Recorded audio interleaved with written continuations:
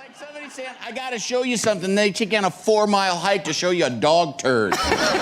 There was a little boy in school named Dirty Johnny. Now, he's not dirty in this joke, but he'd always be a hellion in class, and the teacher didn't think much of him. So the teacher has a project, or not a project, but an in-class thing.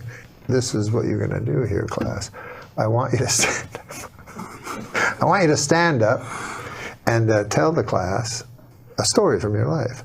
And then afterwards say the moral to that story.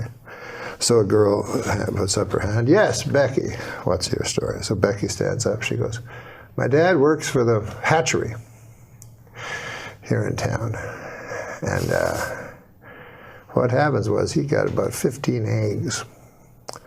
And he put them all in one basket, all in the same basket. So he put all his eggs in one basket. And he put it on the horse and buggy and drove back home. And by God, Becky says, the bouncing and all the eggs broke. Well, that's a good story, the teacher says, but what would the moral be to that? Becky says, well, the moral is, don't put all your eggs into one basket. But goddamn, says the teacher, that's a good one. Anybody else? Marjorie puts up her hand. Marjorie, what's your story? She says, well, my dad worked for the hatchery, as all of us. Thank God for the hatchery. She says that we'd all be lost. But anyways, my dad knows that eggs become chickens. And so he was counting his chickens, and he added in the eggs, you see. And then he put them on a horse and buggy to go to town, and they all broke. Well, what's the lesson to that? The teacher says. She can't understand. And she says, well, don't count your chickens before they hatch out of an egg. Mm. So the teacher says, that's a great one, too. Anybody else? Well, wouldn't you know, Dirty Johnny has his hand up. So the teacher's like, holy God, I don't want it. But on the other hand, I made an oath to every child, should I suppose I gotta. All right, Dirty Johnny, what do you have to say? Johnny stands up. Stories about my Uncle Terry. He never worked at the hatchery. On account he was in Vietnam. And he got disability. He don't even like people work at the hatchery. But the story happened far from these shores, in a little town called Da Nang. Terry was not well liked. His whole troop left him, abandoned. And he woke up in the weeds, and all they left him with was 3 bottles of Jack Daniels, some weapons. Terry stood up and downed 1 bottle right away. Said, if I'm going out, I'm going out. He took his Balishnikov and a couple of Glocks and his 2 bottles, and away he went. He found a town. And he didn't know if it was Charlie or if it was one he was sent to protect. But all he knew was he had hate in his gut. So he started firing. And he fired the Kalashnikov with an arcing kind of, like a farmer would with hay, with a scythe. And sure enough, the men fell like hay before him. And then the women, and by God, I'm ashamed to say it, but then the children. And finally, all was left was Uncle Terry standing in the mud and the blood and the glory. And he touched his pants, and it was wet, and he said he was ashamed. He felt shame, Uncle Terry, for he'd pissed himself. Well, he touched it again. It was not urine at all, but ejaculate. And Uncle Terry felt pride where shame once was. And the teacher's like, good Christ, what kind of a story is that? What the hell is the moral to that? Well, he says, when Uncle Terry's been drinking, you don't fuck with him. It's like somebody saying, I gotta show you something. They take you on a 4-mile hike to show you a dog turd. This city's great because of the neighborly people, you know? I don't know. But I did meet one neighbor, interesting story, you know, that this guy just moved in, you know, next door to me. So I'm always one to meet the neighbors. You like to chat with the neighbors, Yeah, because, you know, so I went over to the guy, I knocked on the door next door to where I live, and I say to the guy, I said, hey, I'm your new neighbor, you know, and I said, good to see you, you know, nice to run into you, you know, welcome to the neighborhood, you know. And so the guy, I said, what do you do for a living there, sir, you know, if you don't mind me asking? You know, what do you do for a living? I'm a nightclub comic, I tell the guy. So he says to me, he says, I work down at the University of Science there. He says, that's a good school, by the way. I can't remember the exact place. Sure. But he says, I'm a professor of logic. Oh. So he says, the guy says, logic. Now, what the hell is that? I never heard tell of that.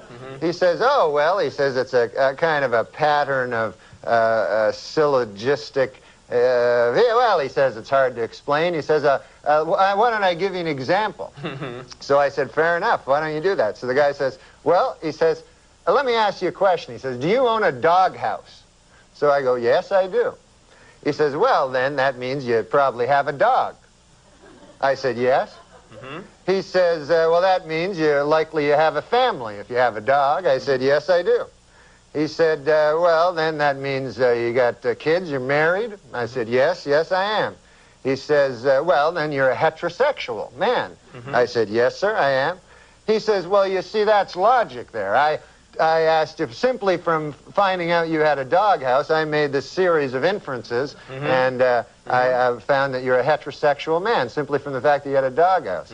Well, I said, good God, isn't that something? Okay. So I said, well, I won't waste any more of your time there, neighbor. And I said, I'll see you later. See you around, okay. So I said, come by one day and have a chicken with me. So anyways, I left.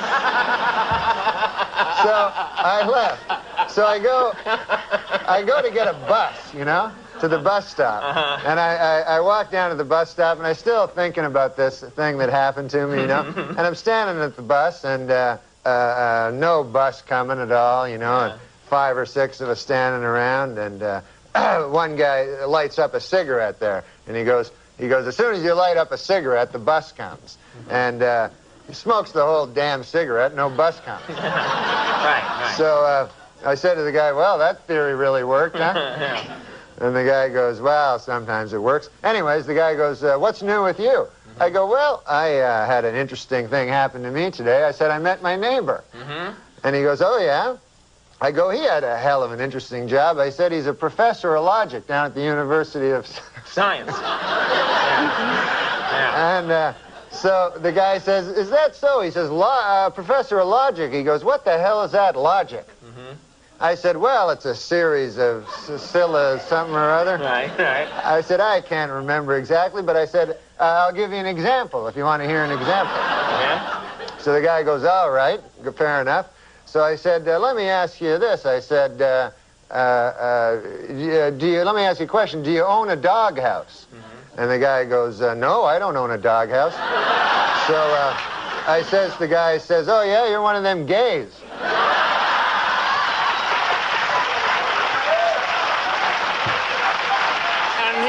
I gotta show you something. They take you on a 4-mile hike to show you a dog turd. You know my Uncle Basil? I don't know him, No, but I've talked to him before. Yeah, you've mentioned him, yeah. Yeah, he's having troubles. His memory's not too good, you know, and it's not, thank God, it's not Alzheimer's or anything like that. But when a guy gets old, he starts forgetting. His memory starts, he doesn't, you know, remember. Right. So I went to him, you know, I went and talked to him, you know, and I said to him, because I heard he got this new medicine for his memory at the doctors. Yeah. So I said to him, I said, Uncle Basil, I said, how's that memory stuff working out, medicine? He says, it's going good. I said, what's it called, that medicine, memory medicine? The memory medicine, yeah. I said, what's it called? What's the name of it? He goes, oh, the name of it. What is it now again? I can't remember now. He says, what's the name of that flower you give to people?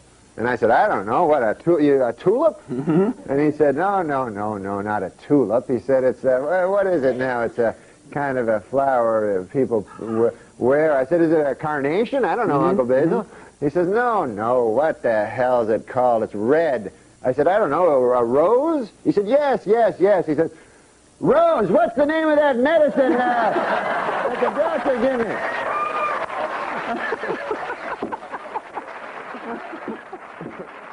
Somebody said, I gotta show you something. They took on a 4-mile hike to show you a dog turd. I had to have a good time. My cat just had a heart attack.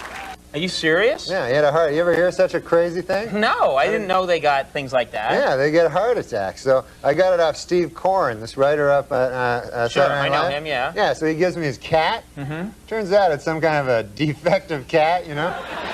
So he's a nice cat and everything. I'm getting along with him. I come back to my apartment last week. The cat's like foaming at the mouth. He's shaking like this. He's foam coming out. So I didn't want to get near it. I thought maybe he'd, who knows? He was delirious. Maybe he'd think I'm a mouse. So I said, I didn't want to get near him. So I phoned 911. You know, I panicked. I phoned 911. Right. Which turns out it's just for people.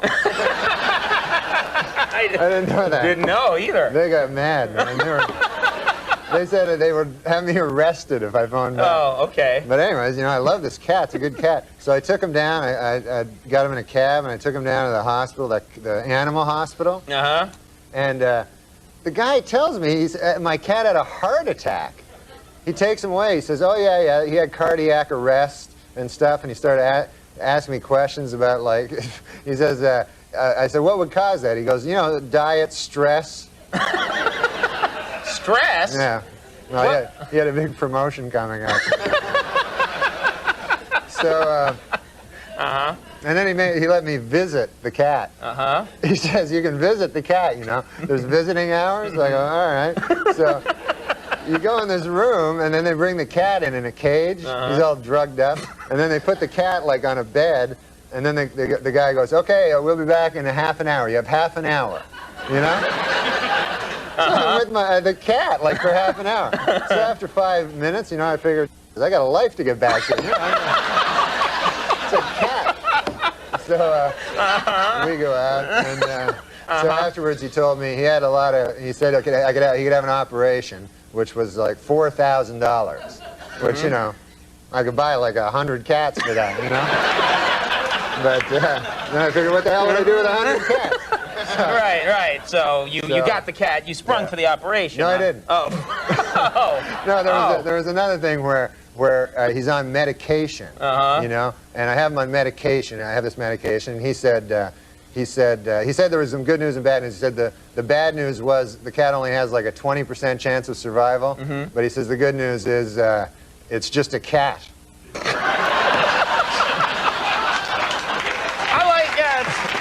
He's a bad doctor. He's a bad doctor, too.